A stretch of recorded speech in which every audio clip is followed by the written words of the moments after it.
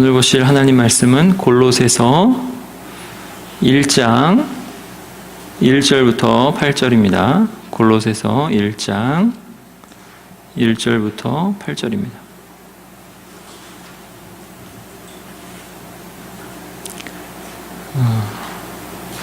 하나님의 말씀을 들으시기 바랍니다. 하나님의 뜻으로 말미암아 그리스도 예수의 사도된 바울과 형제 디모데는 골로새에 있는 성도들 곧 그리스도 안에서 신실한 형제들에게 편지하노니 하노니 우리 아버지 하나님으로부터 은혜와 평강이 너희에게 있을지어다. 우리가 너희를 위하여 기도할 때마다 하나님 곧 우리 주 예수 그리스도의 아버지께 감사하노라. 이는 그리스도 예수 안에 너희의 믿음과 모든 성도에 대한 사랑을 들었으며 너희를 위하여 하늘에 쌓아둔 소망으로 말미암음이니 곧 너희가 전에 복음 진리의 말씀을 들은 것이라. 이 복음이 이미 너희에게 이르매 너희가 듣고 참으로 하나님의 은혜를 깨달은 날부터 너희 중에서와 같이 또한 온 천하에서도 열매를 맺어 자라는도다. 이와 같이 우리와 함께 종된 사랑하는 에바브라에게 너희가 배웠나니 그는 너희를 위한 그리스도의 신실한 일꾼이요 성령 안에서 너희 사랑을 우리에게 알린 자니라. 아멘. 여러분 교회는 무엇을 하는 기관이죠? 이 말은 교회는 어떤 효력을 가져야 합니까?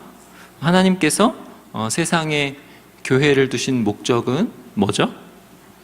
그러니까 이제 교회의 기능, 또 교회가 기능을 발휘해서 이루어야 하는 목적이 뭐냐 하는 거예요. 그것을 보통 이제 신학자들이나 이렇게 좀 진영에 따라서 한 두 가지로 이렇게 좀 이야기합니다. 그 한 가지는 뭐냐면 영혼 구원이에요. 영혼 구원. 그래서 전도를 열심히 해서 그 사람이 예수님을 믿고 구원을 받게 하는 것, 그게 교회의 효력이고 교회의 목적이다. 이렇게 이제 설명하는 쪽. 이게 이제 기독교 보수주의 쪽, 기독교 우파 쪽의 설명입니다. 그러면 이제 우파가 있으면 뭐가 있어요? 좌파가 있죠. 기독교 좌파 진보주의 쪽의 설명은 뭐냐면 사회 변혁, 사회 정의 구현 이런 거예요. 사회 봉사 이런 것을 교회의 기능, 교회의 목적이라고 봅니다. 근데 사실은 이 두 가지가 하나로 돼야 되는 거죠.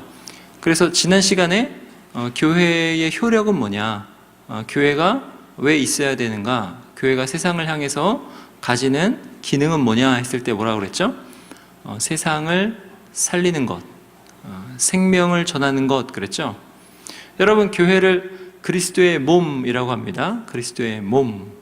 근데 그리스도께서 여기에 이 땅에 왜 오셨다고 그랬죠? 요한복음 10장에 양으로 생명을 얻게 하고 더 풍성히 누리게 하려고 오셨다 그랬죠.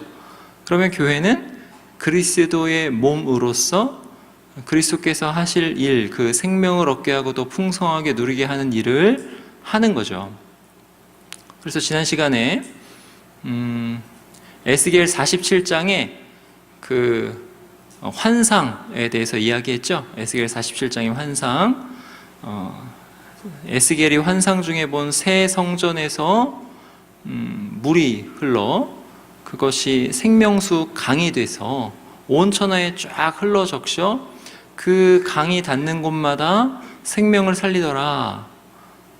그 환상. 그리고 계시록 22장에서 하나님의 보좌와 어린 양의 보좌로부터 생명수 강이 흘러나와서 생명나무가 양쪽에 쫙 있고 12가지의 열매가 다달이 맺히고 그 잎사귀는 만국을 치료하는 그 치료제의 역할을 하는 그 환상, 그 생명수 강해 환상 말씀드렸죠. 그리고 또 예수님께서 초막절 마지막 날 큰 명절에 이렇게 말씀하셨다고 그랬죠. 누구든지 나를 믿는 자는 그 배에서 생수의 강이 흘러나리라 이렇게 말씀하셨다고 그랬죠.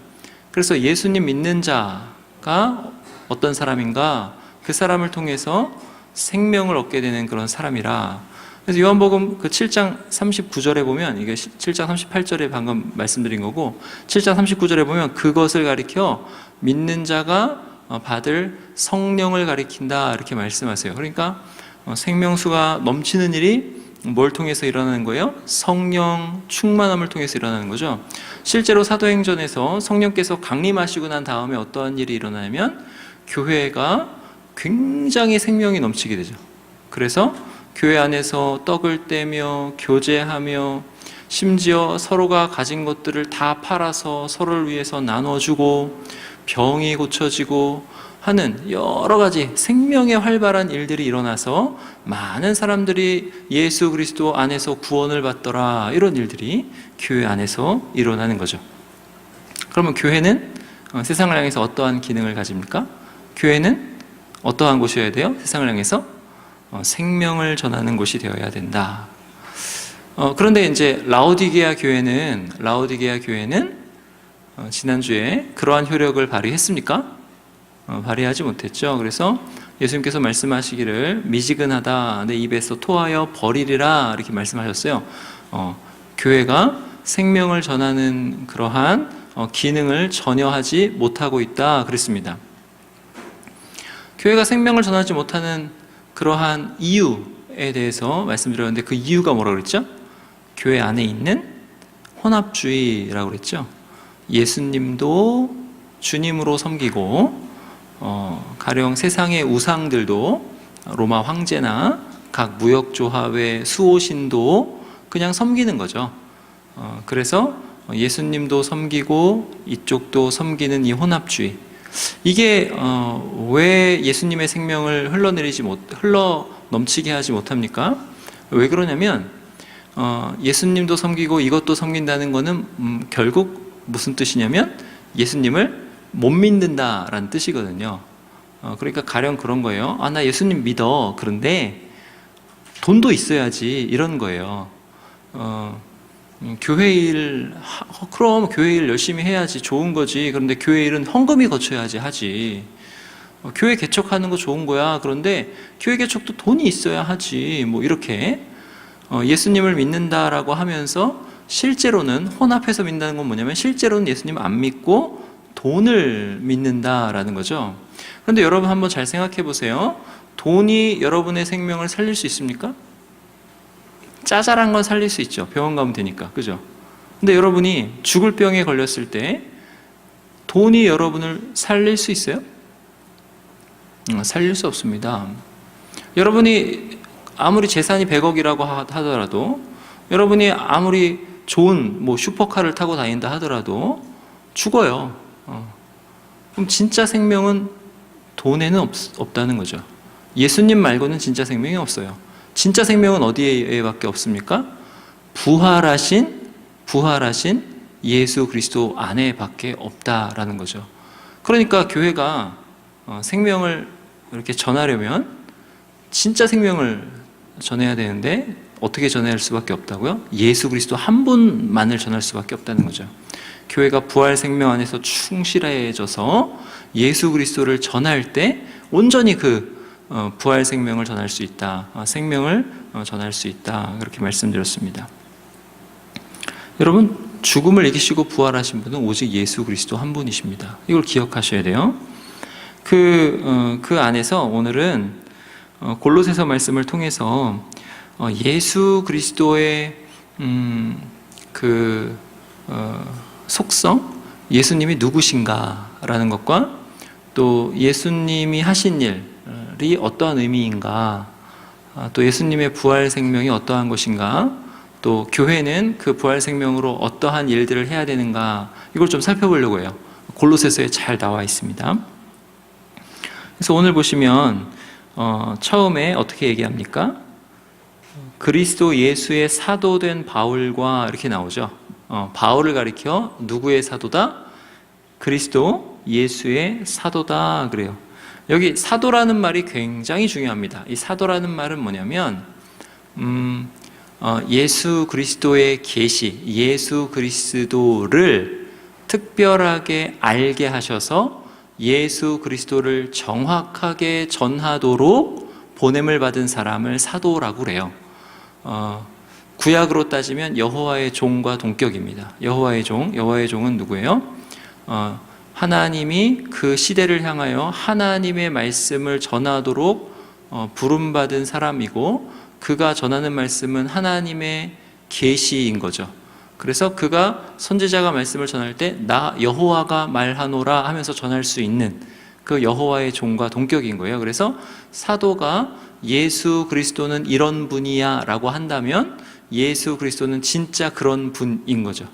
사도가 전하는 예수 그리스도는 예수 그리스도 진리, 진짜 예수 그리스도, 참되신 예수 그리스도를 전한다, 이런 뜻이 바로 사도에 있다, 함의된 뜻입니다. 우리 골로새서 4장 가볼까요? 골로새서 4장 3절부터 4절 볼게요. 여기 보시면, 또한 우리를 위하여 기도하되 하나님이 전도할 문을 우리에게 열어주사 그리스도의 비밀을 말하게 하시기를 구하라. 내가 이 일 때문에 매임을 당하였노라. 그리하면 내가 마땅히 할 말로써 이 비밀을 나타내리라. 자, 기도를 부탁하는 거예요. 기도를 부탁하는데 뭘 부탁하냐면 하나님이 전도할 문을 열어달라, 이렇게 하나님이 열어주시기를 기도해달라, 이렇게 부탁합니다. 여기 전도할 문은 그 각주 있죠? 그 각주 밑에 보면 뭐라고 써 있어요? 말씀의 문, 이렇게 되는 거예요. 그래서 말씀의 문. 그러니까 이 말씀의 문, 근데 이 말씀을 누가 주셔야 되냐면 하나님이 주셔야 되는 거예요. 그래서 4절에 내가 마땅히 할 말로써, 그래서 하나님이 주시는 말씀으로 이 비밀을 나타낸다. 이 나타낸다가 계시거든요. 그러니까 예수 그리스도의 비밀은 덮인 것, 감추인 것이에요. 이걸 이제 다른 말로 하면 신비예요. 헬라어로 미스테리온이에요. 영어로 뭐예요? 미스테리죠. 신비, 비밀을 이제 계시는 뭐예요? 그거를 드러내서 나타낸다, 그거예요. 그러면 사도는 누구냐면 예수 그리스도의 이 비밀, 이 감추어졌던 것을, 이 신비를 하나님이 가르쳐 주시는 그 말로 예수님이 이런 분이야, 아주 정확하게 잘 드러내어 나타내는 사람이라는 거죠. 설교 준비하면서 또 설교를 하면서 정말 어려울 때, 난관에 봉착할 때가 있는데, 그때는 언제냐면 예수 그리스도에 대한 어떤 말하고 싶은 건 있어요. 그래서 뭔가 이렇게 개념은 있어요. 이렇게 머릿속에도 있고 마음에도 있고 전하고 싶은데 안 써지는 거예요. 있을 때 자꾸 빙 도는 거예요. 왜냐면 그 예수 그리스도에 대한 이 신비가 너무 깊고 너무 오묘하고, 그래서 이거를 말씀으로 어떻게 표현하기가 정말 어려울 때가 있어요. 그래서 여러분들이 설교자를 위해서 기도해 주셔야 됩니다. 어떻게 기도해 주시냐면 이렇게 기도해 주시면 돼요. 예수 그리스도의 이 신비를 마땅히 할 말로서 잘 전하도록. 설교자에게는 그렇게 적용되지만 이건 이제 사도에 대한 말씀이니까 사도는 설교자랑은 달라요. 그래서 설교자는 요 성경을 근거로 해서 여러분에게 이렇게 말씀을 전하지만 사도는 요 성경을 쓴 사람들이죠. 예수 그리스도의 그 신비, 그 계시를 그대로 정확하게 받아서 이 예수님이 이런 분이야 라고 쫙 쓴 것이 성경이죠. 사도는 그런 사람입니다. 그래서 사도직의 핵심은 뭐예요? 바로 예수 그리스도인 거예요. 예수 그리스도. 사도의 사도됨의 핵심은 뭐냐? 예수 그리스도인 거예요. 여러분 보시면 교회는 사도와 선지자들의 터 위에 이렇게 나오는데, 사도와 선지자들의 터도 바로 예수 그리스도인 거죠. 구약은 예수 그리스도를 바라보면서 쓰인 거고, 신약은 오신 예수 그리스도를 나타내고 밝히 알리기 위해서 쓰인 거죠. 그러니까는 우리의 신앙의 근본은 예수 그리스도입니다. 그러니까 그리스도 예수의 사도라 했을 때 그 핵심은 뭐냐면, 예수 그리스도구나. 내가 교회에 왜 왔을까? 그 이유가 바로 예수 그리스도인 거죠. 내가 왜 이 땅을 살까? 그 이유가 바로 예수 그리스도인 거죠. 성경을 왜 읽어요? 예수 그리스도를 알려고 읽는 거죠. 그게 바로 예수 그리스도의 사도, 여기서 나오는 뜻입니다. 그 다음에 두 번째로 살펴볼 건 뭐냐면, 성도들, 곧 그리스도 안에서 신실한 형제들, 이런 표현이 나옵니다. 그게 어디 나와요? 2절에 나오죠. 여기서 성도들, 이 뜻은 뭐예요? 성도들은 거룩한 사람들이라는 뜻이에요. 성, 거룩하다, 도, 무리도 해가지고 거룩한 사람들이라는 뜻입니다. 그 거룩한 사람들이 성도들이에요. 형제는 뭐예요? 형제. 여러분, 형제라 했을 때 형제는 뭘 전제로 하냐면, 그 사람과 나와 가족이다라는 걸 전제로 하는 거죠. 그러니까 이제 성도들이 예수 그리스도 안에서 하나의 가족이라는 거죠. 교회는 어떤 곳이냐 했을 때는 잘 기억하셔야 될 건 뭐냐면, 교회는 실제적으로 예수 그리스도 안에서 한 가족인 공동체입니다. 그래서 이제 호칭으로만 자매, 호칭으로만 형제가 아니라 실제로 예수 그리스도 안에서 하나님을 아버지로 모신 한 가족인 공동체가 교회인 거예요. 근데 교회가 어떻게 해서 그렇게 됐다? 예수 그리스도 안에서 그렇게 되었다라는 거죠. 우리 1장의 12절 한번 볼까요? 1장의 12절. 거기 한번 다 같이 읽어보겠습니다. 시작. 우리로 하여금 빛 가운데서 성도의 기업의 부분을 얻기에 합당하게 하신 아버지께 감사하게 하시기를 원하노라. 이 말씀이 굉장히 유대인들이 들으면 참 화가 나고 분노가 일어나는 그런 말씀입니다. 왜냐하면 여러분, 하나님의 기업, 하나님의 땅을 상속받은 사람들은 누구냐 했을 때는 누구예요? 유대인이죠. 유대인의 아버지는 누구예요? 아브라함이죠. 유대인은 실제로 아브라함의 자손으로 한 가족이에요. 가족. 유대인은 아브라함을 아버지로 한 가족인 거죠. 그래서 이 가족이 이제 가나안 땅이라는 실제로 보이는 땅을 하나님으로부터 기업으로 받았죠. 그래서 이 사람들은 이것을 유비로 생각하는 거예요. 그래서 하나님 나라에서 하나님께로부터 받을 기업, 그것을 자기가 요 이스라엘이라는 땅에서 받은 기업과 유비로 생각하는 거죠. 그러면 이들이 생각하기에 천국 갈 사람들은 누구예요? 하나님 나라 사람? 자기들인 거죠. 자기들, 유대인들. 그런데 지금 여기서는 어떻게 얘기해요? 여기서는 예수 그리스도 안에서 누가? 이방인을 포함한 모든 사람들이 그 하나님의 기업을 상속받았다, 이렇게 나오는 거죠. 그러니까 실제로 성도들은 하나님을 아버지로 모신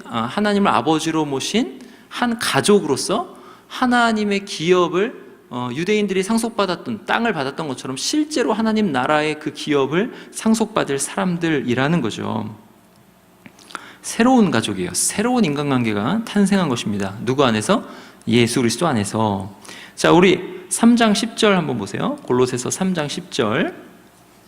여기 3장 10절 보시면 이렇게 말씀합니다. 새 사람을 입었으니 이는 자기를 창조하신 이의 형상을 따라 지식에까지 새롭게 하심을 입은 자니라. 거기에는 헬라인이나 유대인이나 할레파나 무할레파나 야만인이나 스구디아인이나 종이나 자유인이 차별이 있을 수 없나니 오직 그리스도는 만유시요 만유 안에 계시니라. 이렇게 해서 새로운 인류가 탄생했어요. 새 사람을 입었으니 새로운 인류가 탄생했으니 새로운 인류가 탄생했어요. 근데 이 새로운 인류는 인류 안에는 누가 들어오냐면 헬라인이나 유대인이나 할례를 받았거나 못 받았거나 야만인도 들어올 수 있고 스구디아인, 종, 자유인 이런 신분의 차별이 없이 마뉴시오, 마뉴 안에 계시는 예수 그리스도 안에서는 다 새 인류가 되었다라는 거죠. 그게 어떻게 돼요? 예수 그리스도 안에서 이렇게 된 거예요. 그러니까 우리가 하나님 나라 이 천국에 들어간다라는 게 진짜 실제적인 거예요. 진짜 실제적인 거. 어떻게 들어가냐면 마치 그 유대인들이 가나안 땅에 들어가서 에브라임 지파는 요 북쪽, 유다 지파는 요 남쪽, 베냐민 지파는 그 위쪽에 이렇게 하면서 땅을 실제로 딱딱딱 기업으로 받은 것처럼 우리도 저 하나님 나라에 또 이 땅에서부터 누리는 그 하나님 나라가 이어지는데 저 하나님 나라에 하나님이 우리에게 주실 기업이 딱딱 분정되어 있는 그런 사람들이라는 거죠. 그게 우리예요. 근데 그 일이 마뉴시오, 마뉴 안에 계신 그리스도로 이루어졌다는 거죠. 자, 그 다음에 살펴볼 거는 뭐냐면 세 번째로 하나님 곧 우리 주 그리스도의 아버지라는 표현입니다. 하나님 곧 우리 주 예수 그리스도의 아버지, 이거는요 그 당시에 요 골로새 지역, 요 남갈라디아 지역, 골로새와 라오디게아와 히에라볼리와 이렇게 다 같이 남갈라디아 지역으로 가까운 지역인데요, 이 지역에 있는 혼합주의적 종교 상황에 대하여 진짜 하나님은 이런 분이야 라는 변증적 성격을 가지는 말씀입니다. 그러니까 참 하나님은 한 분밖에 없는데, 그러니까 혼합주의적 성격이니까 되게 많은 신들이 있다라고 막 주장하는 거예요, 그 지역에서는. 근데 참 하나님은 딱 한 분밖에 없어. 누구냐면 바로 우리 주 예수 그리스도의 아버지 하나님밖에 없다. 그분만이, 우리 주 예수 그리스도의 아버지만이 진짜 하나님이시다, 이렇게 말씀하는 것입니다. 그리고 두 번째는 뭐냐면 그 하나님이 어떤 하나님이냐, 이게 여기가 참 어렵습니다. 여러분, 하나님이 어떤 분이세요? 하나님 어떤 분이세요? 무한히 위엄 있으신 하나님입니다. 하나님은요 무한히 높으신 하나님이에요. 그 위엄이 굉장히 높으신 그 하나님입니다. 그 하나님께 반역한다, 그 하나님을 적대한다, 그러면 그 적대 행위에 대해서 하나님이 반드시 벌하셔야만 하는 그러한 위엄의 하나님이 하나님입니다. 위엄의 하나님이 바로 그 하나님이에요. 우리 출애굽기 한번 가볼까요? 출애굽기 15장입니다. 15장. 출애굽기 15장 가보겠습니다. 출애굽기 15장이에요.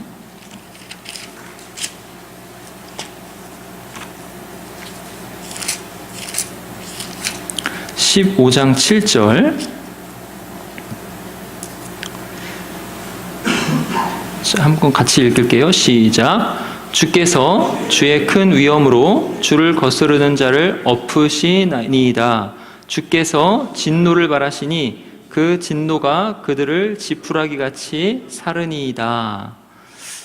주께서 큰 위엄으로, 그러니까는 주님의 위엄이 커서 무한하여 광대하여 주님을 거스리는 자를 그대로 두고 보실 수 없으신 분이십니다. 그래서 그들을 지푸라기 같이 사르시는, 불사르시는 그런 하나님이십니다. 이렇게 나오죠. 여러분, 죄의 본질은 뭡니까? 죄의 본질? 죄는 뭐예요? 우리는 보통 죄라고 했을 때 어떤 도덕적인 잘못을 죄를 축소시켜서 도덕적인 잘못을 죄라고 하는 경우가 많아요. 근데 여러분, 죄는요 사실은 훨씬 더 큰 의미를 가지는데, 그게 뭐냐면 죄의 본질은 하나님에 대한 반역입니다. 하나님을 싫어하는 게 죄예요. 하나님을 적대하는 게 죄입니다. 더 나아가서 그렇게 되면 하나님보다 내가 더 높다, 나는 하나님 필요 없고 내가 하나님이 되어야 한다, 이게 죄의 본질입니다. 그러니까 죄는 뭐예요? 하나님께 대한 반역이에요. 반역. 그럼 여러분 한번 생각해 보세요. 인간 왕에게 누가 반역을 했습니다. 그럼 어떻게 되죠? 옛날에 왕정시대 때 반역하면 갖은 고문을 이 땅에서 다 받다가 동조자가 누구냐 뭐 하면서 갖은 고통을 이 땅에서 다 당하다가 사형을 받죠. 근데 그 사람만 죽나요? 그 사람만 죽지 않고 그 사람의 3족을 멸하기도 하고요. 또 어떤 왕조에서는 좀 더 잔인하면 9족을 멸하기도 합니다. 그러니까 인간 왕에 대한 반역이 이렇게 큰데 하나님에 대한 반역은 얼마나 클까요? 그래서 자꾸 하나님이 진노 막 이런 표현을 쓰시는 거예요. 진노, 방금 읽은 것도 진노, 그 다음에 진멸 이런 표현을 쓰시는 거예요. 진멸. 하나님의 위엄에 대한 반역에 대해서 그가 받을 값이 바로 진멸인 거죠. 우리 출애굽기 32장 한번 가볼까요? 출애굽기 32장 11절 한번 가봅시다. 출애굽기 32장 11절.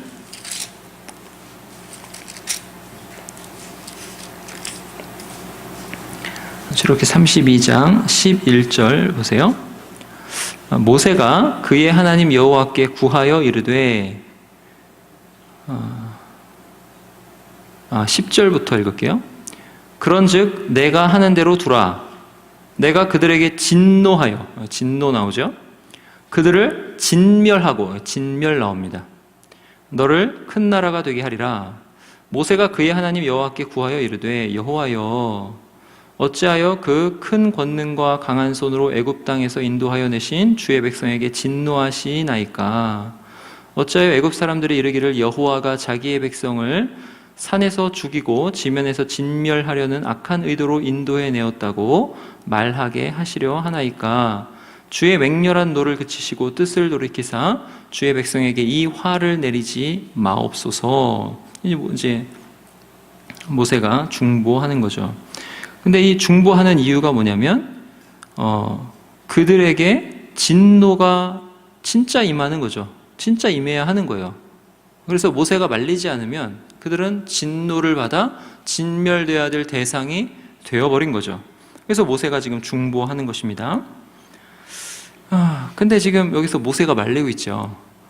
근데 여기 모세가 말려서 뭐라고 하냐면 이렇게 얘기해요.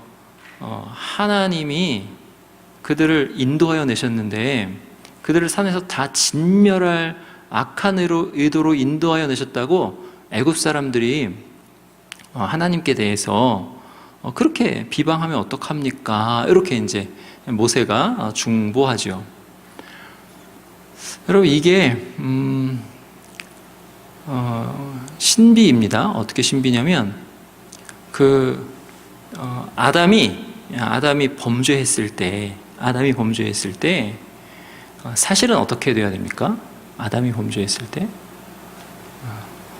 하나님이 하나님과 방불한 그 피조물을 만드셨는데 그게 인간이에요. 인간의 능력이 인간의 그 높음이 정말 하나님과 방불한 그런 어떤 피조물이거든요. 하나님이 가지신 인격을 가진 피조물. 그 인간이요. 하나님의 그 형상으로 하나님께서 원래 그 생각하셨던 거는 온 우주를 하나님의 그 위엄과 하나님의 그 정의와 하나님의 생명으로 다스리라 이렇게 그거였거든요. 근데 그 인간이 그러니까는 하나님의 그 온 우주 창조의 정점은 인간이고 그리고 온 우주는 인간으로 의미가 있고요. 그리고 이 인간도 이 온 우주 안에서 의미가 있는데 누가 더 의미 있냐면 인간이 더 의미가 있어요. 그죠? 근데 이 인간이 어떻게 했어요? 하나님께 반역했죠. 죄를 범했어요. 그러면 하나님이 어떻게 하셔야 돼요? 그 죄를 벌하셔야 되죠. 반역에 대해서 진노하셔야 되고 진멸하셔야 되는 거예요. 그럼 생각해 보세요. 온 우주의 창조의 정점인 인간이 진멸받아 마땅한 거죠. 진멸됐어야 돼요. 그러면 하나님이 진노를 내려서 이 인간을 진멸하신다라는 것은 어떤 의미냐면 하나님이 모든 보이는 피조물들을 다 멸하신다라는 거예요. 왜 그래요? 모든 보이는 피조물들이 다 인간 안에서 의미가 있기 때문에, 어렵지만 잘 들어보세요. 다 인간 안에서 의미가 있기 때문에 모든 피조물을 다 멸하신다는 거예요. 인간을 멸하신다라는 것은 이 사탄의 계략이 대단한 거죠. 왜 대단하냐면 이 인간을 죄를 범하게 해서 하나님을 반역하게 하면 하나님이 이도저도 못하실 거야 이렇게 생각한 거죠. 왜요? 하나님의 창조가 다 무의로 돌아간다. 그러면 사탄이 이렇게 아마 하나님께 항변할 거예요. 뭐라고 항변하냐면 하나님 선하시다면서요. 근데 인간을 창조하셔서 진멸하려고 창조하셨습니까? 이렇게 나오는 거죠. 마치 똑같아요. 지금 모세가 지금 중보할 때에 하나님이 이스라엘 백성들을 구원하셔서 애굽에서 끌어내셔서 진멸할 악한 의도로 끌어내셨다고 애굽 사람들이 말하면 어떡합니까? 이게 영적인 세계에서는 사탄이 하나님께 그렇게 할 수 있는 거죠. 그것을 누가 중재하냐면 예수 그리스도께서 중재하십니다. 예수 그리스도께서 중재하시는 거예요. 어떻게 중재하시냐면 하나님이 마땅히 진멸하셔야 할 그 진멸을 모세가 이야기했듯이 하나님 합의하시면 내 이름을 생명책에서 지워주옵소서 하고 이 백성은 살려주옵소서 한 것처럼. 근데 모세는 능력이 없어서 그렇게 못했죠. 근데 예수님은 실제로 하나님의 진노를 나에게 다 쏟으시고 이들을 구원하옵소서 이렇게 되는 거죠. 그러면 이게 이제 이 결과가 어떻게 되냐면 이 결과가 이 온 우주 만물이 지탱이 되는 거예요. 하나님의 진노가 이미 쏟아졌기 때문에 예수 그리스도 안에서 쏟아졌기 때문에 온 우주 만물의 역사가 이어지고 지탱이 되고 이 역사에서 일어나는 수많은 죄와 악도 예수 그리스도 안에서는 모두 다 하나님의 긍휼하심을, 그 하나님의 그 크심을, 그 하나님의 넓으신 그 아량과 그 은혜를 다 찬양할 수밖에 없는 그러한 세계가 된 거죠. 근데 그게 어떻게 됐다고 해요? 예수 그리스도 안에서 그렇게 됐다는 거예요. 그러니까 예수 그리스도께서 십자가에서 당하신 그 고통이 뭐냐면 사실은 모든 온 우주 만물이 진멸받아야 합당한 그 무한한 하나님의 진노를 다 당하셔서 진멸을 당하신 거죠. 누가? 예수 그리스도가 그렇게 된 거예요. 예수 그리스도의 십자가의 고통을 무한 고통이라고 합니다. 무한한 고통이에요. 근데 여러분, 근데 십자가의 고통이 왜 어떻게 무한할 수가 있죠? 십자가의 고통이 어떻게 무한할 수가 있습니까? 이제 이걸 이제 예를 들면 몇 번 이야기했는지 모르겠는데, 여러분 지나가다가 여러분이 잘못해서 개미를 밟았어요. 개미를 딱 밟았어요. 개미가 밟혀 죽었어요. 개미가 아팠겠죠. 근데 그게 더 고통스럽겠습니까? 아니면은 강아지가 지나가다가 차가 밟고 지나갔어요. 그 고통이 더 고통스럽겠습니까? 아마도 강아지가 훨씬 고통스럽겠죠. 근데 둘은 죽은 거고, 어떤 사람이 교통사고가 났어요. 그래서 다리 한 짝이 절개됐다거나 그렇게 됐어요. 그럼 그 사람이 받을 고통은 어떻습니까? 죽지는 않더라도 그 개미나 그 강아지가 받을 고통보다 훨씬 더 큰 고통을 받겠죠. 내가 평생 이 저는 다리로 어떻게 사나 하는 정신적 고통부터 이 육체적인 어떤 불편함의 고통, 다른 사람의 시선의 고통까지 큰 고통을 받겠죠. 자, 지금 고통이 어떻게 커지는 거예요? 인식의 크기만큼 커지는 거예요. 개미의 고통, 강아지의 고통, 사람의 고통. 그럼 사람의 죽음에 있어서의 고통은 더 크겠죠. 그럼 고통은 인식의 크기만큼 커진다라고 했으면, 여러분 예수님의 그 인식의 크기, 예수님의 그 지혜와 지식의 크기는 얼마나 하겠습니까? 무한하시죠.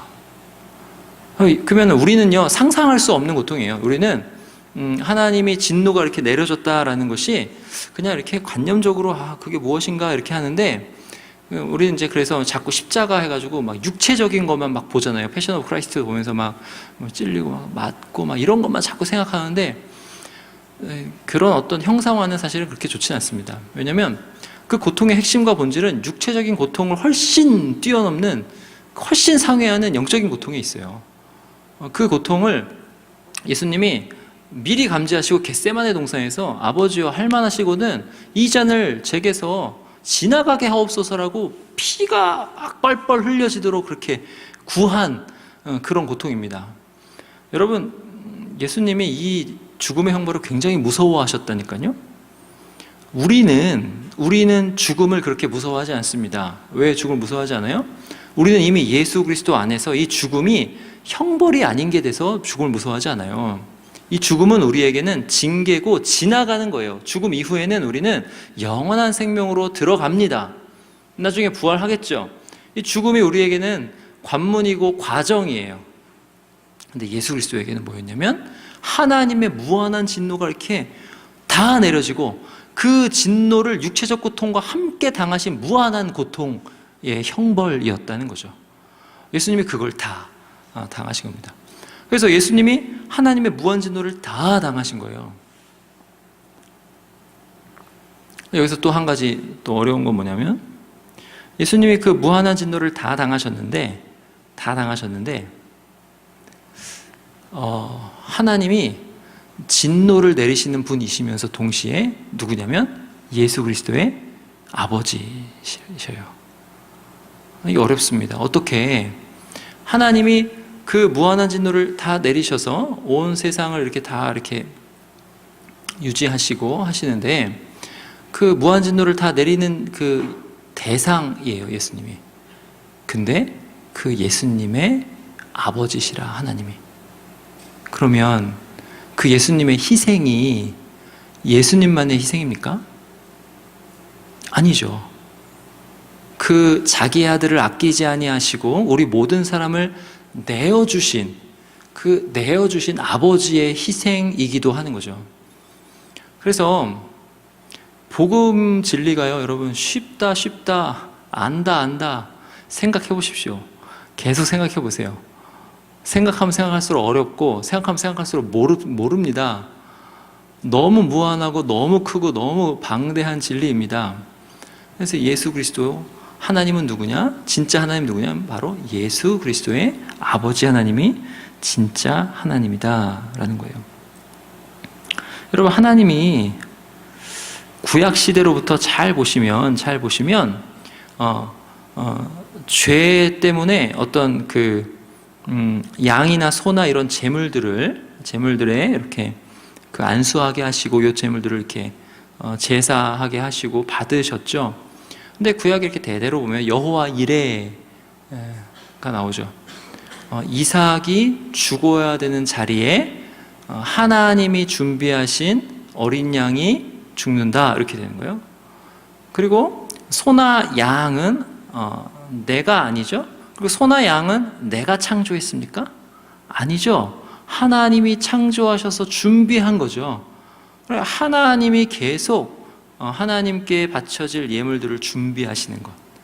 그래서 예수 그리스도를 하나님이 또 준비하시고 희생하셔서 예수 그리스도를 통해서 제물을 받으시고 또 우리를 구원하시는 것, 이렇게 나오는 거죠. 그래서 이제 십자가의 의미는 전 우주적인 의미를 갖습니다. 그게 골로새서에 계속 나와요. 우리 골로새서 1장 20절 한번 볼까요? 골로새 1장을 또 살펴보면서 계속 이야기할 건데, 골로새서 1장 20절 한번 보겠습니다. 골로새 1장 20절 같이 읽을게요. 시작. 그의 십자가의 피로 화평을 이루사 만물 곧 땅에 있는 것들이나 하늘에 있는 것들이 그로 말미암아 자기와 화목하게 되기를 기뻐하심이라. 자, 십자가의 피로 화평을 이루시는데 그 범위가 어떻게 돼요? 온 우주 만물, 이렇게 되는 거죠.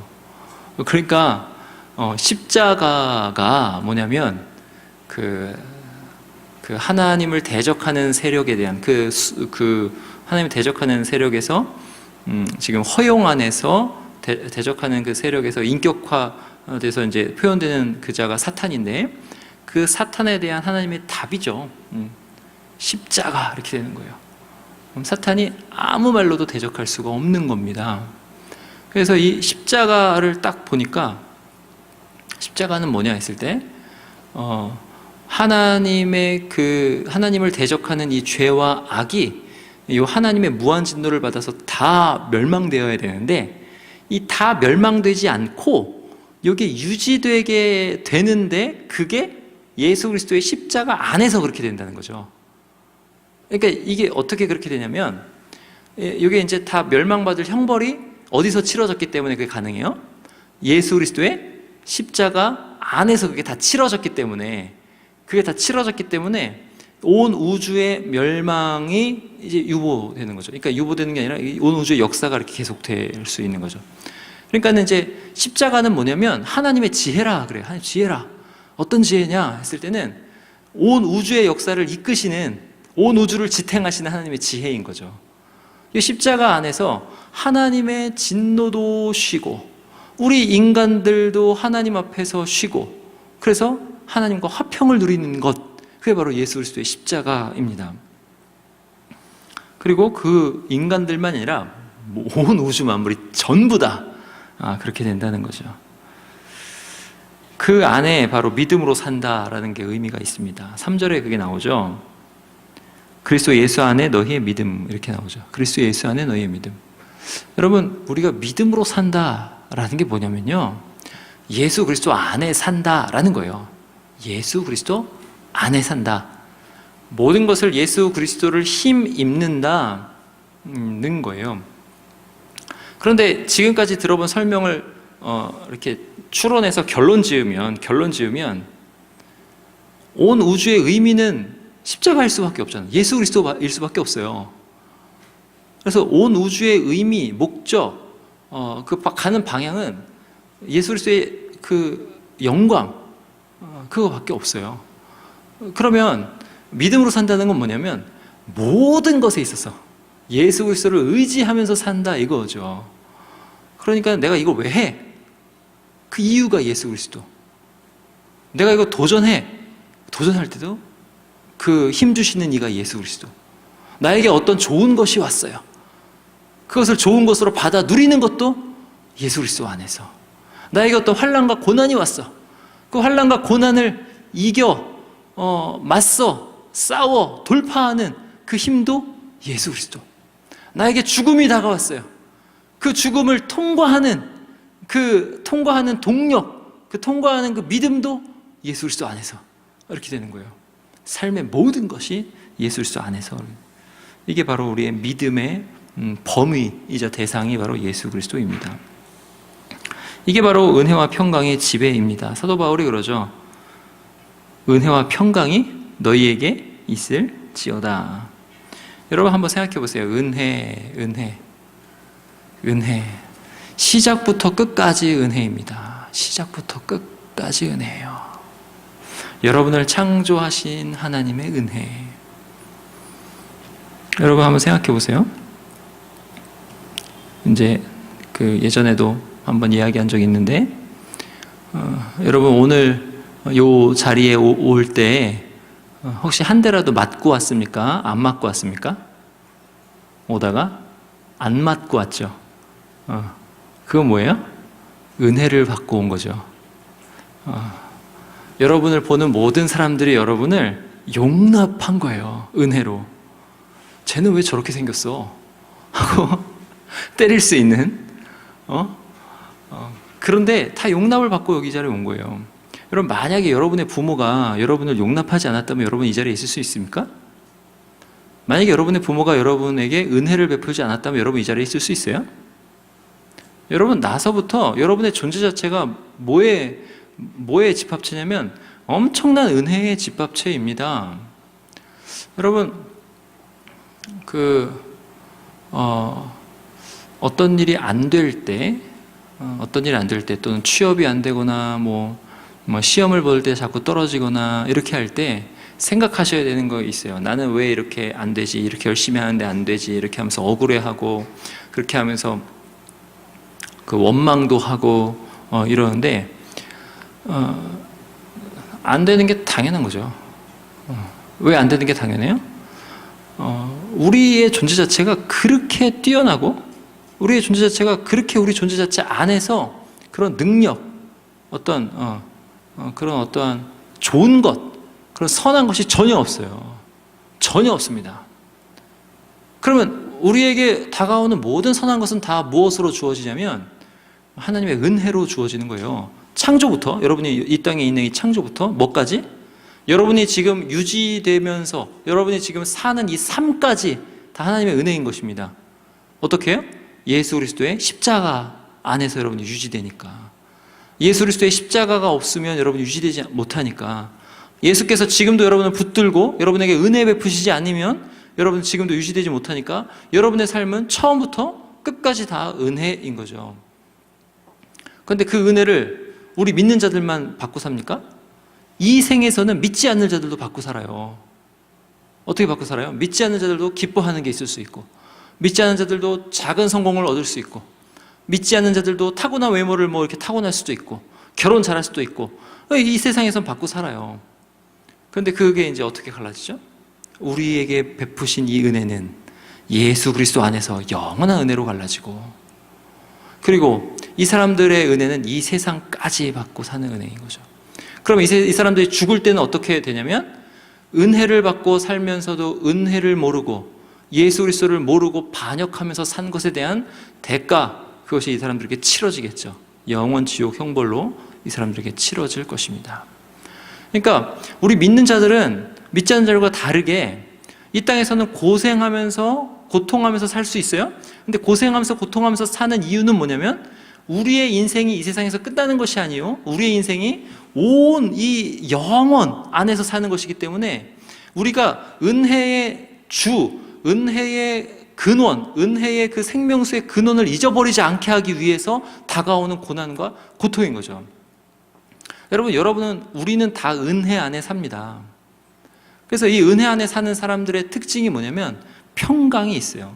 마음 안에 이 속 깊은 평강, 그 누구도 빼앗을 수 없는 평강이 우리에게 있습니다. 여기 이제 우리의 은혜인데요. 이 은혜, 우리에게 베푸신 이 은혜로서 우리가 이 땅을 살아갈 때 어떻게 사냐? 사랑하면서 사는 거고요. 그 다음에 5절에 보니까 하늘에 쌓아둔 소망, 그래서 하늘의 소망이 간직된 채 사는 것입니다. 이게 우리의 삶이에요. 우리의 소망입니다. 여러분, 하늘의 소망이 있다. 이게 어떤 소망일까요? 하늘의 소망이 있다? 하늘의 소망이 있다? 그 하늘의 소망이 있다. 제가 그 신학교에서 정말 친했던 형이 한 분 있어요. 제가 이제 어디 가서 이렇게 친구를 잘 사귀는 사람이 아니에요. 그래서 친구가 잘 없습니다. 신학교를 이렇게 졸업하고도 진짜 친하게 막 이렇게 연락하는 그런 친구가 별로 없어요. 뭐 이렇게 전화가 자꾸 이렇게 오는 분들은 있어요. 그래서 제가 전화 받고 이렇게 네네네 하지만 이렇게 전화를 제가 막 하고 친밀하게 관계를 맺고 그러지 잘 못해요. 여러분들 보기에도 좀 그렇죠, 제가. 성격이 좀 이상할 것 같아요. 우리 저랑 같이 사는 사람이 제일 잘 알죠, 제 성격을. 그래서 진짜 친구 없을 성격이거든요. 근데 이제 그 형이랑은 친구처럼 정말 좋았어요. 그래서 다 성인이 돼서 정말 친구처럼 좋았는데, 그 형이 이제 태풍 곰파스 때 사고가 나서 소천했어요. 돌아가셨어요. 얼마나 이게 황당하든지요. 근데 이제 그 감정을 추스르고 나서 뭐가 생기냐면, 천국 가면 그 형을 만날 수 있겠구나라는 게 생기더라고요. 이게 어떻게 되냐면, 되게 친했고 되게 좋아했으니까 이 하늘에 대한, 천국에 대한 소망이 구체적으로 생기는데, 어떻게 구체적으로 생기냐면 그 형이 저기 있어. 이렇게 되는 거예요. 이제 그분이 굉장히 선하게 살았어요. 굉장히 선하게. 진짜 선하게. 지금 제가 하고 있는 허리띠도 그분이 준 거예요. 지금 벌써 몇십 년. 굉장히 선하게 살았어요. 근데 이제 그분이 이제 내가 천국 가면 그분이 있어 라는 거죠. 이게 바로 하늘 소망이에요. 뭐냐면 빌립보서 한번 가볼까요? 빌립보서 1장. 빌립보서 1장. 이 하늘 소망을 우리 사도 바울이 어떻게 표현했냐면 빌립보서 1장 23절 보세요. 빌립보서 1장 23절. 내가 그 둘 사이에 끼었으니 차라리 세상을 떠나서 그리스도와 함께 있는 것이 훨씬 더 좋은 일이라. 그렇게 하고 싶으나 내가 육신으로 있는 것이 너희를 위하여 더 유익하리라. 그래서 육신에 있겠다 이렇게 되는 거죠. 자, 바울은 지금 뭘 소망하고 있어요? 하늘에 가면, 그러니까 이제 죽으면 누가 거기 있다? 그리스도께서 거기 계신다 이거예요. 사도 바울이 얼마나 그리스도를 생생하게 경험하고 얼마나 그리스도를 사모하고 얼마나 그리스도를 만나기를 원하고 얼마나 그리스도와 함께 있기를 원하면 지금 이 세상에 있는 것도 좋아. 이 세상에 있는 것도 좋아요. 왜 사역도 하고 사도 바울을 통해서 유익을 얻는 그런 성도들이 있고 하니까 좋아요. 근데 더 좋은 게 있다. 더 좋은 게 있다 그런 거예요. 더 좋은 건 뭐예요? 죽어. 그리스도와 함께 있는 게 더 좋다 이거예요. 그럼 그리스도인의 궁극적인 하늘 소망은 뭐예요?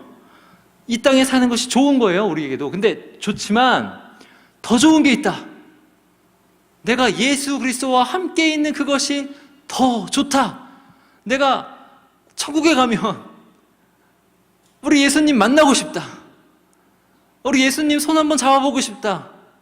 우리 예수님이 안아주시는 그 품에 한번 안기고 싶다. 우리 예수님의 음성을 한번 듣고 싶다. 우리 예수님이 어떠한 그러한 어떠한 그 기분으로 또 어떠한 열정으로 그 십자가에 달려 죽으셨는지 그것도 듣고 싶고, 그 예수님이 나를 얼마나 사랑하셨는지 그것도 듣고 싶고, 예수님께 듣고 싶은 게 많다. 예수님께 궁금한 것도 많다. 난 예수님을 만나고 싶다 이거죠. 여기에 하늘에 간직된 소망이 있는 거죠. 누가 하늘에 계시니까? 예수님이 하늘에 계시니까. 여러분, 이게 정말 생생한 고백이며 간증입니다. 예수님이 제자들 앞에서 눈에 보이는 데서 구름을 타고 하늘로 올라가셨습니다. 요거를 생생하게 본 제자들은 어떤 제자들이에요? 이 땅에서 예수님과 함께 밥 먹고 예수님과 이야기하고 예수님의 음성을 들으면서 가르침을 받고, 심지어는 밥 먹을 때 사도 요한 같은 경우는 예수님께 이렇게 기대가지고 밥 먹고 품에 안기기도 하고 그런 사도들. 근데 그런 육체의 모습뿐만이 아니라 영적인 육체, 그 부활의 몸을 실제로 보고 그 못자국에 손도 넣어보고 부활의 예수 그리스도께서 하시는 말씀도 듣고 그렇게 실제로 부활의 예수님을 경험한 그 사람들 눈앞에서 예수님이 눈에 보이는 데서 하늘로 올라가셨어요. 그럼 이들이 가진 하늘 소망은 얼마나 더 생생하겠냐는 거죠. 이 땅에서 좋은 인간관계 안에서 그 사람이 천국에 있을 것을 바라보면서 천국을 소망하는데, 이 땅에서 예수 그리스도를 그렇게 경험한 사람이 하늘에 계신 우리 예수 그리스도를 바라보면서 가지는 하늘 소망은 얼마나 더 확실하고 절절하겠냐는 거죠. 이게 바로 우리의 소망입니다. 우리의 소망. 여기에 안에 우리의 또 평안이 있죠. 여러분, 우리 인생은 좋은 인생입니다. 선한 인생이에요. 여러분의 인생은 진짜 좋은 인생입니다. 왜 좋은 인생이냐면 은혜와 평강 여러분의 인생을 지금 이 시점에서 지배하고 있거든요. 아무것도 여러분을 완전히 망하게 할 수 없어요. 여러분의 인생은 정말 좋은 인생이에요. 근데 여러분, 우리에게는 더 좋은 것이 남아 있습니다. 더 좋은 것. 더 좋은 것은 뭐예요? 죽어 예수 그리스도와 함께 있는 게 더 좋은 거예요. 그게 우리 인생에 더 좋은 것입니다. 그러니까 우리는 좋은 인생에서 살고 있는데 심지어 죽으면 더 좋은 인생으로 가요. 근데 이것이 최고의 인생이 아니에요. 이거 최고의 극치의 인생이 아니에요. 더 최상의 좋은 인생이 남아있어요. 어떤 인생? 부활하여 이 부활의 영적 몸으로 하나님의 그 선하심, 그 온 우주에 충만하신 그 하나님의 선하심을 맛보고 그 하나님의 선하심에 동참하여 하나님과 함께 왕노릇할 그 영원 인생이, 영원 생명이 우리에게 남아있는 인생입니다. 이게 우리 인생이에요. 누구 안에서? 예수 그리스도 안에서. 무엇을 두려워하고 사시고 계십니까? 뭘 두려워하십니까? 이 선택 하나 잘못하면 어떻게 하나? 이 회사 저 회사 둘 중에 있는데 이 회사가 더 좋은데 이 회사 잘못 선택해서 죽도록 고생하면 어떻게 하나? 자매가 둘이 있는데 이 자매인가 저 자매인가? 그러면 안 돼요? 이 자매일까 저 자매일까 하면서 이 자매를 하면 하나님의 뜻이니까 잘 살 것 같고 이 자매는 하나님의 뜻이 아니라서 막 죽을 것 같고. 뭐 선택하십니까? 두려워하십니까? 뭘 두려워하세요? 두려워할 게 없습니다. 믿으시기 바랍니다. 예수님을 확실히 믿으세요. 확실히 믿으세요. 예수 안에 있는 자, 그 예수 안에 있는 자는 은혜와 평강이 지배하는 인생을 삽니다. 지금부터 영원까지 그래요. 믿음으로 사시기 바랍니다. 그 믿음으로 살면서 하나님께 반역하는 것에 도전하세요. 하나님께 반역하는 것에 도전하세요. 요새 기사를 읽어보니까 요새 젊은이들이 비혼주의다 이렇게 얘기해요. 왜 비혼이냐 했을 때 돈을 못 번다. 취업이 안 돼서. 돈을 못 버니까 연애를 못 한다. 결혼을 못 한다. 결혼해도 살 집이 없다. 그래서 비혼이다. 이렇게 되는 거죠. 그 밑바탕에 깔려있는 사상은 뭡니까? 결혼은 돈으로 하는 거야. 깔려있는 거죠. 그러면 어떻게 해야 돼요? 결혼은 믿음으로 하는 거야 라는 것을 보여주는 거죠. 제가 청년 일부 때 계속 우리 청년 일부 아이들은 결혼하라고 해도 스트레스를 안 받아요. 왜 안 받냐면 이게 먼 일이니까. 근데 여러분은 스트레스 받죠? 그래서 여러분은 믿음으로 비혼도 괜찮아요. 난 믿음으로 결혼 안 할 거야. 괜찮아요. 근데 돈 없어서 안 하는 거 안 돼. 나는 믿음으로 하나님만 섬기기 위해서 믿음으로 결혼 안 할 거야. 좋습니다. 여러분 그리고 또 여러분 나이 늦지도 않았어요. 괜찮아요. 뭐 50에 결혼할 수도 있고 60에 결혼할 수도 괜찮아요. 그러니까 결혼 너무 신경 쓰지 마세요. 믿음으로 난 결혼 안 할 거야. 괜찮아요. 근데 이제 일부 때는 결혼 얘기 막 했습니다. 애들이 스트레스 안 받으니까. 막 하니까 애들 중에 어떤 커플이 생기냐면 돈 없는데 결혼한 커플이 있어요. 실제로 있습니다. 근데 얘들이 잘 살까요? 못 살까요? 진짜 잘 살아요. 진짜 잘 삽니다. 그럼 결혼은 돈으로 하는 건가요? 아닙니다. 아이를 낳으면 여자의 몸이 망가지니까 나는 아이를 낳지 않을 거야. 내가 중요하고 생명을 낳는 것은 중요하지 않아. 그게 아니죠. 나는 믿음으로 아이를 낳을 거야. 희생하는 것이 믿음의 삶이야. 이렇게 되는 거죠. 세상에서 오는 하나님을 대적하는 메시지에 믿음으로 반대하시고 믿음으로 도전하시고 믿음으로 선택하시고 믿음으로 나가세요. 여러분의 인생 망하게 할 것 없다니까요. 죽어도 더 좋은 것이 온다. 그 외에는 더 최상의 것이 온다. 이것을 믿으시기 바랍니다. 믿고 걱정할 시간에 기도하세요. 딛고 일어서세요. 도전하세요. 그렇게 찬란하게 사시기 바랍니다. 여러분이 아무리 말기암에 걸려서 엄청난 고통 가운데 살아도 여러분의 그 순간의 그 인생도 찬란한 것입니다. 누구 안에서? 예수 그리스도 안에서. 근데 하물며 지금 이 건강한 순간에 하나님을 대적하는 그 여러 가지 것들의 눌림에 눌려서 생명을 맛보지 못하고 예수 그리스도와 함께 예수 그리스도의 생명을 경험하지 못하고 왜 그렇게 사시는가 하는 겁니다.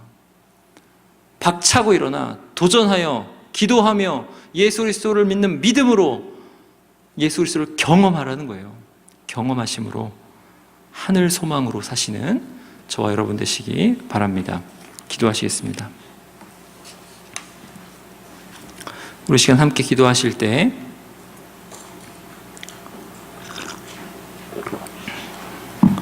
우리 시간 함께 기도하실 때 오늘 말씀 생각하시면서 내가 왜 생명을 전하지 못하는가? 왜냐하면 예수 그리스도의 생명을 경험하지 못하고 있기 때문 아닌가 하는 거죠. 예수 그리스도의 생명을 경험하기 위해 예수님을 더 믿고 성경에 나온 대로 살아보시기 바랍니다. 실제로 살아보세요. 도전하시기 바라요. 하나님, 저에게 용기를 주옵소서, 믿음으로 살 수 있는 용기를 주옵소서라고 다 같이 기도하겠습니다. 하나님 아버지, 이 시간에 간절히 기도하는 것은 하나님 우리 청년들에게 믿음을 주시기를 원합니다. 예수님을 믿는 믿음으로 살아보게 하여 주옵소서. 예수님을 믿는 믿음으로 예수님을 경험하면서 살게 하여 주옵소서. 예수 그리스도 안에 있게 하여 주옵소서. 예수 그리스도를 경험하며 아버지, 아니 예수 그리스도 하늘에 계신 우리 주 예수 그리스도를 바라보며 아버지 그 소망하며 아버지 이렇게 살아갈 수 있도록 하나님 인도하여 주시옵소서. 아버지, 아니 우리들에게 하나님 아버지께서 아버지 함께하여 주시기를 원합니다. 성령으로 함께하여 주시옵소서. 아버지, 우리가 그래서 아버지 각자가 있는 그 자리에서 우리 주 예수 그리스도께 순종할 수 있는 한 가지를 다 찾게 하여 주시고, 아버지 하나님 그 순종하고 아버지 도전하여 아버지 예수 그리스도를 경험하는 삶으로 살아갈 수 있도록 아버지 하나님 도와주시고 은혜를 내려 주시옵소서. 아버지 청년들에게 하나님 용기를 허락하여 주시기를 원합니다. 아버지, 세상의 메시지에 그 마음에 용기가 없어지고 믿음이 없어져서 하나님 눌려있는 것이 있습니까? 아버지, 그래서 돈을 주인 삼아 살아가고 있습니까? 아버지 하나님, 우리 청년들 그 자리를 박차고 일어나 예수 그리스도 안에서 도전하며 아버지 승리를 거두는 아버지 그런 우리 모든 청년들이 다 될 수 있도록 하나님 아버지께서 도와주시고 역사하여 주시옵소서. 이 시간 기도할 때는 우리가 믿는 하나님 아버지를 생각하면서 기도합시다. 우리가 믿는 하나님 아버지는 우리 주 예수 그리스도의 아버지이십니다. 예수 그리스도의 십자가 안에서 우리의 모든 죄의 형벌, 우리의 형벌이 다 치러졌습니다. 그 말은 뭐냐면 이제부터는 믿음으로, 하나님을 향한 믿음으로 무엇이든 도전할 수 있고 무엇이든 선택할 수 있고 자유로울 수 있다는 뜻입니다. 그래서 그 말씀을 믿고 하나님, 제가 이 하나님 아버지 안에서 이 땅을 찬란하게 살 수 있도록 도와달라고 함께 다 같이 기도하겠습니다. 하나님 아버지, 이 시간 간절히 기도하는 것은 아버지 하나님, 우리가 하나님 이 땅을 찬란하게 살아갈 수 있도록 인도하여 주시옵소서. 예수 그리스도 안에서 아버지 이 땅을 찬란하게 살아갈 때에 하나님 아버지, 우리에게 아버지 하나님 있는 죄와 사망의 아버지 하나님 그 모든 형벌이 아버지 그 세력이 예수 그리스도 안에서 다 해결되었음을 믿게 하여 주시고, 아버지 그것이 해결되었으니 이제 예수 그리스도를 믿는 믿음으로 예수 그리스도를 위해서 살아갈 수 있도록 하나님 우리에게 도와주 은혜를 내려주시기 원합니다. 아버지 하나님, 예수 그리스도 안에서 찬란하게 빛나는 인생 살아갈 수 있도록 하나님 우리 청년들에게 믿음의 믿음을 더하여 주시고 성령 충만을 허락하여 주시옵소서. 우리 하나님 아버지를 믿고 살아갈 때에 아버지 우리 안에 있는 이 혼합주의가 떠나가게 하여 주시고 아버지 다른 것을 믿는 모든 것들이 다 떠나갈 수 있도록 하나님 아버지 도와주시고 은혜를 내려 주시옵소서. 이 시간 마지막으로 기도할 때 예수 그리스도를 경험하는 삶을 살아서 우리가 하늘 소망을 진짜 진지하게 가지는 삶이 되게 해달라고 기도합시다. 우리가 이 땅에 살면서 예수님이 어떠한 분이신가를 경험할 수 있는 그런 기회를 받은 그것이 바로 우리의 이 땅의 삶입니다. 그래서 여러분이 살면서 예수 그리스도를 경험하시기를 바라요. 하나님, 제가 회사에 가서도 예수님을 경험하기를 원해요. 하나님, 제가 공부하면서도 예수님을 경험하기를 원해요. 하나님, 제가 구직 활동하면서도 예수님을 경험하기를 원해요. 이렇게 예수님을 경험하면서 살 때 예수께서 계신 곳 하늘을 더 소망하게 됩니다. 이 시간 기도할 때 하나님, 제가 하늘 소망 가지고 살도록 예수님을 경험하는 삶 살게 하옵소서. 다 같이 기도하겠습니다. 하나님 아버지, 우리 청년들 침체된 삶을 살지 않게 하여 주시옵소서.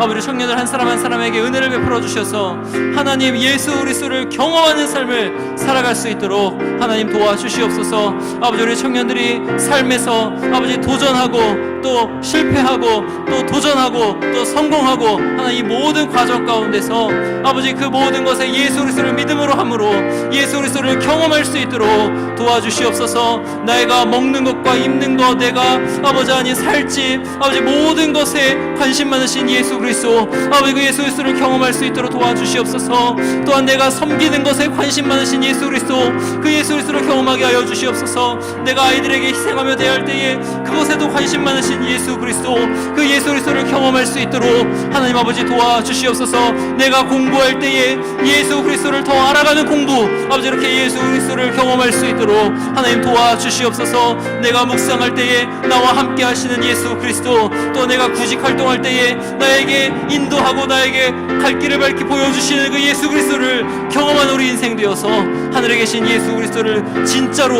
열렬하게 소망하며 사는 우리에게 하늘 소망을 주시는 아버지 이런 은혜가 있게 하여 주시기를 간절히 기도하고 바라옵나이다. 주여 역사하여 주옵소서. 하나님 아버지, 우리에게 주신 이 놀라운 생명이 항상 우리에게 넘치게 하여 주시기를 원합니다. 실제로 넘치는 그 은혜를 주셔서 감사합니다. 하나님, 그런데 하나님, 우리가 그 은혜를 알지 못하고 하나님 그 은혜를 누리지 못하는 것은 우리 안에 예수 그리스도 말고도 다른 안식처가 있고 다른 믿음의 대상이 있고 다른 좋아하는 것이 있기 때문입니다. 하나님, 우리의 마음을 돌이키게 하사 오직 예수 그리스도를 바라보게 하여 주시옵소서. 예수 그리스도의 십자가와 부활 안에서 어떠한 일들이 일어났는지 묵상하게 하시고 그 안에서 실제의 자유를 경험하게 하여 주시옵소서. 예수 그리스도 안에서 우리 삶에 있는 모든 문제에 도전하는 그런 우리 믿음의 사람들이 다 될 수 있도록 하나님 도와주시옵소서.